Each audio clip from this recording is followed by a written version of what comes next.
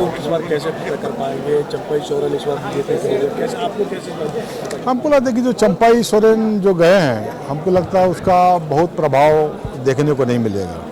और ऐसे बताएं, विशेषकर देखिए वो कोल्हान जो है, वो कोल्हान होलों का डोमिनेशन होता है। कोल्हान इसीलिए कहता है, कोल को जो हो लोग जो कोल बोला जाता है, कोल से कोल्हान हो गया।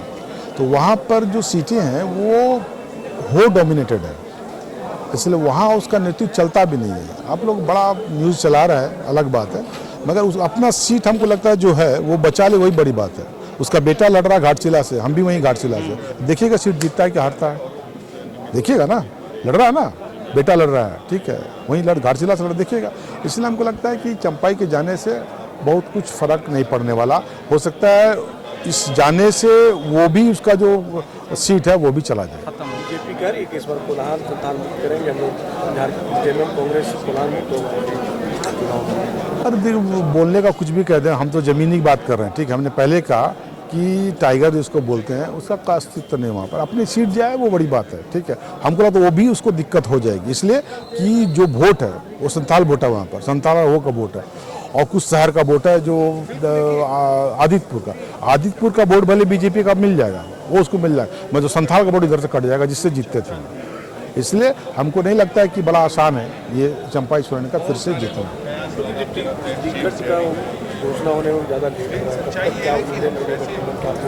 देखिए, हमको आज हमारा स्टेट इलेक्शन कमेटी की मीटिंग है और कल राहुल जी आ रहे हैं। हमको लगता है कि 20 या 21 तक सीसी हो जाएगी, ठीक है। हमको लगता है 20 या 21 तक हो जाएगी और फिर डिक्लेयर हो जाएगी कौन कहाँ से लड़ेगा, कौन उम्मीदवार हमारा होगा। फिर उसके बाद फर्स्ट फेज को 2 दिन 3 दिन टाइम रहता है ताकि वो जाके फिर से नॉमिनेशन कर दे। सबसे अच्छी बात है कि कम से सब इधर के लोग हैं, मीन्स यहाँ से पलामू तक का है जो फर्स्ट पेज में है। तो हमको लगता है कि अगर 22 को भी आदमी को पता चल जाए तो 23, 24, 25 3 दिन समय रहता है, तो नॉमिनेशन हम लोग लगता है कि आराम से हो जाएगा। तो हमको ऐसा उम्मीद है कि आप जो सवाल किए 20 या 21 को इसी हो जाएगी, कैंडिडेट का पता चल जाएगा कौन प्रत्याशी कहाँ से लड़ रहा है। गठबंधन में कोई पेच तो नहीं है, लगातार कहा जा रहा है कि आप लोगों की सीटें कम की जा रही है। देखिए, गठबंधन जब होता है तो पेच तो होता ही है, ठीक है। नहीं है तो हम नहीं कर सकते, ठीक है, ठीक है, स्वाभाविक है। हम चाहेंगे सीट, जो मेरी सीट है वो हम लोग जरूर चाहेंगे, उसके अलावे कुछ 1-2 सीट मांग रहे हैं, ठीक है। मगर बात हो रही है, अब तो ऊपर के लोग बात कर रहे हैं, उसमें हम नहीं है। जरूर उसका ग्राउंड वर्क काम करने में किसका क्या है नहीं, उस पर हम लोग थे।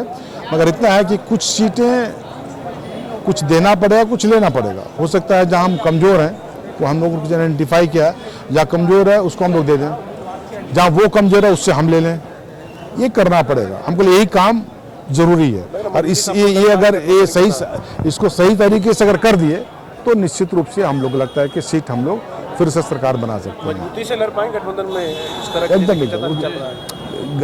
गठबंधन के बाहर तो हम लोग बात ही नहीं कर सकते, गठबंधन में चुनाव लड़ना। हमने कहा कि जो चुनाव वो कहीं कमज़ोर है, कहीं हम कमज़ोर है, तो हम कहाँ मजबूत है, वो सब इंटरचेंज करना पड़ेगा। तब हमको लगता है कि हम लोग कैंडिडेट पे ध्यान न देके कौन जीतने वाला प्रत्याशी उस पर ध्यान देना चाहिए, ताकि मुख्यमंत्री तो हेमंत को बनना है, कांग्रेस से तो बनेगा नहीं। तो इसलिए हेमंत को भी थोड़ा दिल दिखाना पड़ेगा कि कैसे अधिक से अधिक विधायक जीते। क्योंकि वाम दल इस बार आप लोग के साथ है, उनका सीट, हाँ उनका क्या, उनका सीट वो है, 2-3 सीटें उनका आइडेंटिफाई है। आपकी सीट घटेगी नहीं? किसकी? आपकी कांग्रेस की। नहीं, देखिए, आप किसी को जोड़िएगा तो कहीं से तो देना पड़ेगा, एक आशीष तो बढ़ सकते नहीं, उसी में से उसी थाली में से कुछ देना पड़ेगा उसको। तो जो जहाँ मजबूत है उसको दिया जाएगा। डोंट वरी सर, घर आपको टाइम पर मिलेगा और ऐसा मिलेगा कि आपकी उंगलियां भी बरतेंगी। ये देखिए सर, A1 क्वालिटी का सीमेंट लगा रहा हूं मैं।